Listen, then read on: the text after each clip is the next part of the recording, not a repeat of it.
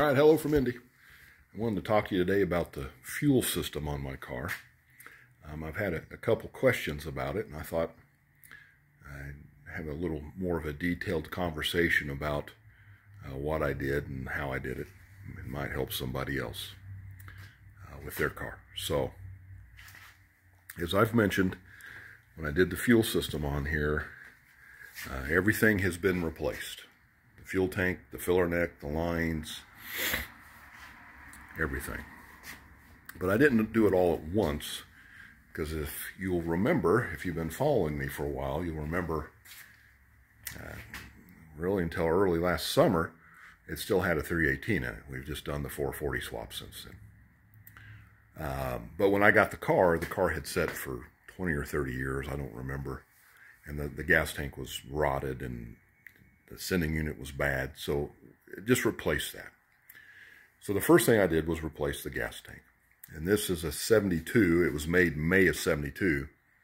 So that's pretty close to end of production. But it has the 4 vent tubes on the front of the gas tank towards the front of the car. The earlier ones were on the side. And it has that little metal can that the tubes go into, and then it's got the vapor return line. All that's connected to that. So anyway, I replaced my gas tank. New straps, new J-hooks, new filler neck, did the whole thing. I also replaced the sending unit at that time. When I replaced the sending unit, I upgraded it. They're normally, what, I think 5/16, and I went ahead and went to the 3/8 sending unit at that time. If you're going to replace your sending unit, you might as well do that.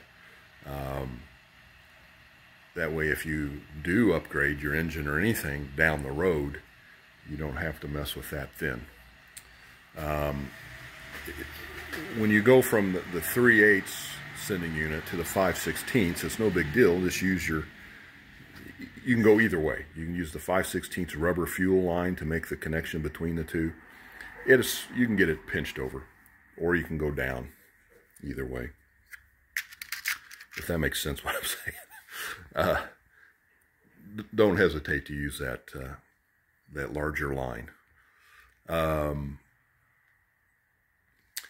When I make my connections in my fuel lines, I use these things for my, I'll get one of them out of here. I like to use these type of clamps. They're very, very secure, especially if you're using something that's a little loose. And these are the pliers you use on them. See if I can do this. One hand here. There we go. So yeah, you just get it on there and you just give it a squish. And it squeezes it down so it fits. Then when you're done with it down the road and you need to take it off, just use some side cuts. And get in there and, oops, that's my finger. And you just pop it like that, and that snaps it to get it back off. They're very inexpensive if you shop around. And so that's what I've used for all my connections on my fuel system. So anyway, did that and ran that 5/16 line with the 318. Then when I put the 440 in it, we went ahead and went a 3/8 line all the way up. Something else I did, I ran the rubber hose. If I ever go to the track, you're only supposed to have so much rubber hose on there. Just go get some cheap water hose with the metal sheathing on it. Take that sheathing off and put it on your rubber hose. But the reason I like to use the rubber hose is I don't have any vapor lock problems. I've got my fuel filter here, which, it's debatable whether that's a bad spot or not. But with this thick, heavy rubber hose, it insulates the fuel. I've never had any problem with vapor lock on my 440s or anything by using that. So that's that. If there's any more questions about that, I'd be glad to answer them. The sending unit I used, I don't remember what brand it was. I think Leland maybe or something. But you see them. It's a 3/8 line with a 1/4 inch return is what I used on that. Has the brass float on it. That way, if I ever did want to add a return line, if I put a electric fuel pump on down the road, you've accomplished everything with that one sending unit. You can upgrade to bigger lines, you can go to an electric fuel pump, you can do all those things without changing your sending unit. So again, I recommend if you get a new sending unit, regardless of what your car is, even if it's a 318, just go ahead and get a 3/8 sending unit with a 1/4-inch return on it. It'll save you time and money down the road. So also something else I did is this is your vapor return line, and it was basically like brand new, how nice it looked.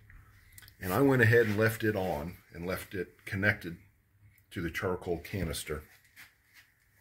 If I ever need a return line, I can use this, make this my return line. For now, it's handy because it vents the gas tank through the charcoal canister. So, when the pressure's changing during the summer especially, it never smells like gas fumes or anything in here. It lets it breathe a little bit. It's charcoal filter. I got a new filter on the bottom. And these charcoal canisters, as you can see, I've highlighted it. I've capped them all off except the one that's marked fuel tank, which is that return line. That's carb bowl, PCV, and distributor vacuum. But again, the distributor, the PCV, and the carb bowl I've capped. And I just have this on for the emissions. Again, I don't have the PCV or any of that stuff on here. But that does do a nice job doing what it's supposed to do. Keeps everything vented and the pressure equalized. So when I go take my gas cap off in the summer, I don't have a big rush of air.